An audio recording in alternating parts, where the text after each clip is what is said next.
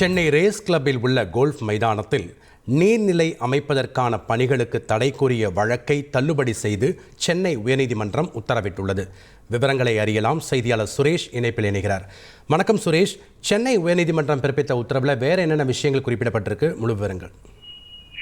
வணக்கம். சென்னை கிண்டி ரேஸ் கிளப்பினுடைய அந்த குதிரை பந்தய சுற்றுப்பாதையின் நடுவில் அந்த இடத்தை 147 ஆண்டுகளுக்கு முன்பு கோல்ஃப் மைதானம் அமைக்கப்பட்டது. இந்த கோல்ஃப் மைதானத்தை மெட்ராஸ் ஜிம்கானா கிளப் நிர்வகித்து வருகிறது. இந்த ரேஸ் கிளப்புக்கு குத்தகைக்கு வழங்கப்பட்ட, அதாவது 160 ஏக்கர் நிலத்தை அந்த குத்தகையை ரத்து செய்த தமிழக அரசு அந்த நிலத்தை எடுத்துக்கிறதுக்கு முயற்சி பண்ணி அதை எடுத்துக்கிறதுக்கான நடவடிக்கைகளை மேற்கொண்டது. இந்த நிலையில இந்த நடவடிக்கையை எதிர்த்து ரேஸ் கிளப் தரப்புல உயர்நீதிமன்றத்தில் தாக்கல் செய்யப்பட்ட வழக்குகள் நிலுவையில் இருக்குது. இந்த நிலையில இந்த கோல்ஃப் மைதானத்துல குளங்கள் தோண்டக்கூடிய பணிகள் மேற்கொள்ளப்பட்டன.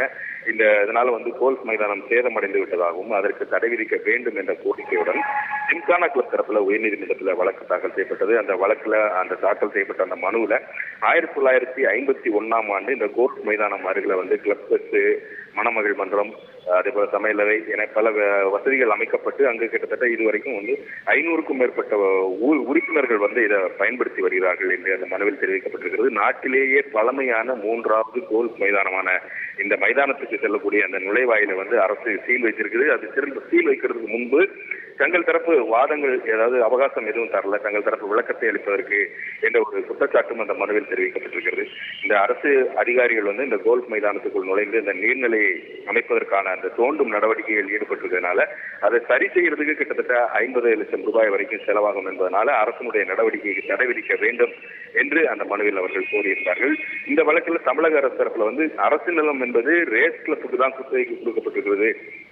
அந்த இடத்துல அரசு மேற்கொள்ளக்கூடிய பணிகளுக்கு தடை கேட்டு ஜிம்கானா கிளப் தரப்புல மனு தாக்கல் செய்வதற்கு எந்த அடிப்படை உரிமையும் இல்லை என்று அரசு தரப்பில் வாதிடப்பட்டது. இந்த வழக்கை விசாரித்த நீதிபதி பரத சக்கரவர்த்தி, ரேஸ் கிளப்புக்கு குத்தகைக்கு வழங்கிய நிலத்துல கோல்ஃப் மைதானம் அமைந்துள்ளதால் நிலத்தை அரசு எடுத்துக்கொள்ளும் முன்பு ஜிம்கானா கிளப்புக்கு எந்த நோட்டீஸும் அளிக்க அவசியம் இல்லை என்ற ஒரு கருத்தை தெரிவித்திருக்கிறார். இந்த வழக்குல எந்த ஒரு தகுதியும் இல்லை என்று சொல்லி அந்த வழக்கை தள்ளுபடி செய்து நீதிபதி பரத சக்கரவர்த்தி உத்தரவிட்டிருக்கிறார். நன்றி சுரேஷ், உங்களுடைய தகவல்களுக்கு. செய்திகளை உடனுக்குடன் தெரிந்து கொள்ள உடனே சப்ஸ்கிரைப் பண்ணுங்க.